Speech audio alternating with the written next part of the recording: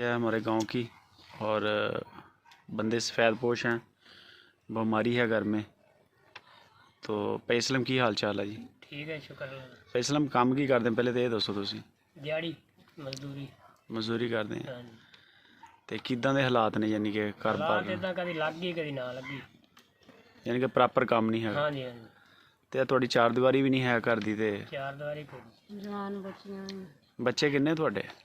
बच्चे तीन बेटे है, नौ बच्चे तीन बेटे है, चार बेटियां, दो फोटो है, नौ बच्चे। अच्छा, यानी कि हम चार बेटियां ते तीन बेटे हैं। हाँ जी। सही है। तो मसला की दसिया डॉक्टर ने कि ऑपरेशन कादा वा? ऑपरेशन रसौली दसी डॉक्टर ने। रसौली दसी हाँ जी। ते ऑपरेशन दसिया? हाँ जी, ऑपरेशन के बगैर नहीं हल। अच्छा, थोड़ा ऑपरेशन जो दसिया है कितना का खर्चा दसिया डॉक्टर ने? ये 30 तो 40,000। 30 तो 40,000 रुपया दसे? 50 तक लग जाना। वो फिर ज़ाहरी गल मेडिसिन वगैरह ये वो पा के हो जाएगा, यानी कि करा सकते हो तुम खुद, या की हालात ने? हालात इदां दे भी पैसे होणगे तो फिर ही होगा ऑपरेशन।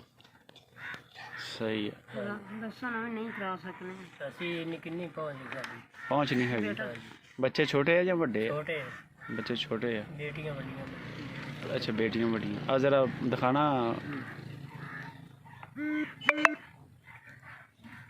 रामे हस्पताल कनाल व्यू हासलपुर। ये हासलपुर दे जी अजाफी बस्ती है, नाल ही हासलपुर दे ਚੱਕ हैगा। तो सर्टिफिकेट फतेह दे कोई भी बंदा यानी कि हेल्प करना चाहे, डोनेशन होवे, खिरात होवे, ज़कात, किसी भी किस्म की हेल्प करना होवे तो नंबर मेरा लगा स्क्रीन पर। तुसी मेरे को नंबर इन्हों का लै सकते, मैं तुहानूं पैसलम होना का नंबर दे दाँगा। तुसी डायरैक्ट इन्हों नाल गलबात भी कर सकते हो तो इन्हों की हेल्प कर सकते हो। सफ़ेदपोश ने, यानी कि प्रोफैशनल नहीं है भी, काम वैसे मेहनती बंदे ने, काम शाम कभी लग गया कभी ना लगा, इस तरह के मामलात ने। आ तुहाडे सामने है, एक किचन हैगा इन्हां दा ते यह हालात है। बाकी कोई भी बंदा यानी कि इन्होंने मिलना चाहे मिल भी सकता, मुश्किल नहीं गा।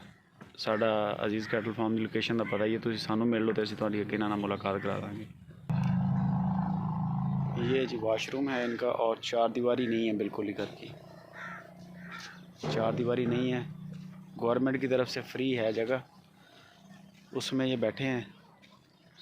और ये बालन पड़ा है, बालन की चार दीवारी है, यानी कि वाशरूम भी ओपन ही है, ना किचन है। बाकी घर की सूरत हाल आपके सामने है। ये है जी सारा घर। जो भी दोस्त हेल्प करना चाहता हो मुझसे रब्ता कर ले। मैं आपको अगर इनसे चाहेंगे आपको इनका नंबर दे दूंगा, आप डायरेक्ट इनसे बातचीत कर लें और जैसे भी यानी कि मुनासिब हो आप इनकी हेल्प कर सकते हैं।